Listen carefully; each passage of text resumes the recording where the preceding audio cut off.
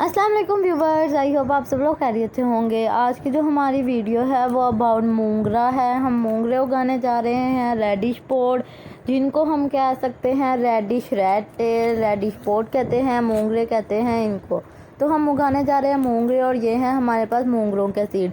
मोंगरे basically तब उगाए जाते हैं जब सर्दियों का मौसम हो, यानी 15 सितंबर से लेके 15 अक्टूबर के दरमियान हम मोंगरे उगा सकते हैं।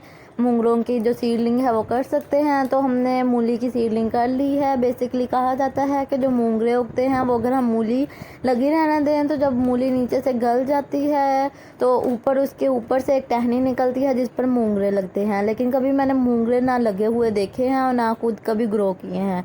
तो आज मैं मूली के साथ मोंगरे भी उगाऊंगी और उसी बाल्टी में उगाऊंगी जिधर हमने मूली लगाए थे। तो लेफ़्ट साइड पे हम अपने मूली लगाते हैं और राइट साइड पे हम अपने मोंगरे के सीड्स लगा लेते हैं। तकरीबन छोटे छोटे होल करेंगे और हम मोंगरे के सीड लगाएंगे। मोंगरा जो है वो बेसिकली सर्दियों में लगाए जाते से हैं और हम अब लगा रहे हैं। आज है 7 अक्टूबर और 7 अक्टूबर को हमने इसकी सीडलिंग कर लेते हैं। तो फिर हम सीडलिंग करने के बाद देख लेंगे कि कितने दिन तक हमारे पास जर्मिनेट हो जाता है। जब भी आप कोई किसी चीज़ की भी सीडलिंग करें, चाहे वो मोंगरे हों, चाहे वो मटर हों, चाहे वो गाजर हों, चाहे मूली हो, तकरीबन 15 दिन तक उस सीड के जर्मिनेट होने की आप लोग वेट किया करें। अगर वो 15 दिन के अंदर अंदर जर्मिनेट हो जाए तो ठीक है, अगर ना जर्मिनेट हो जाए फिर कुछ आपकी गलतियाँ होती हैं और कुछ बीज की गलती ये होती है कि बीज या तो बहुत पुरानी किस्म का होगा या बीज कहीं से डैमेज हुआ होगा जिसकी वजह से उसके टिश्यू डैमेज हुए होंगे और वो ग्रो नहीं कर पाएंगे। तो हम लगाते हैं अब मोंगरे और मैं आपको दिखाती हूँ मोंगरे के सीड्स निकाल कर।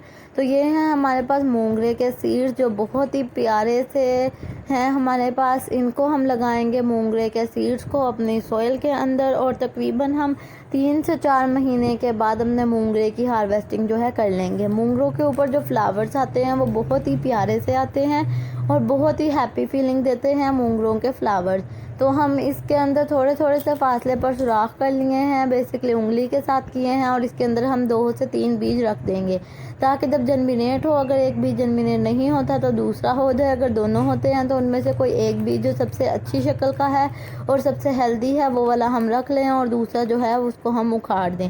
तो मैंने मोंगरे इधर लगाने के अलावा भी मैंने मोंगरे के जो सीड्स हैं वो हमने लगा लिए हैं अपने 6 इंच के पॉट के अंदर। तो उसके अंदर भी यही मेथड है, सेम तरीके से उसके अंदर भी लगाए हैं।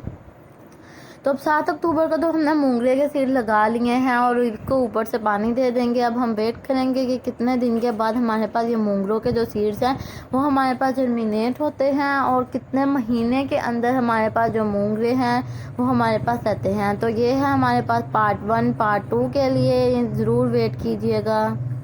मोंगरों की सीडलिंग करने के बाद आप इसको फुल सनलाइट में रखें, क्योंकि सर्दियों के जितने भी हम पौधे लगाते हैं सीडलिंग करते हैं उनको सनलाइट में रखें तो उनकी जो ग्रोथ है वो ज़्यादा अच्छे तरीके से होती है। तो आज हम सीडलिंग कर दी है और देखते हैं कि कब तक ग्रो करते हैं। थोड़ा सा इनको और बड़ा करके मैं आपसे मिलती हूँ।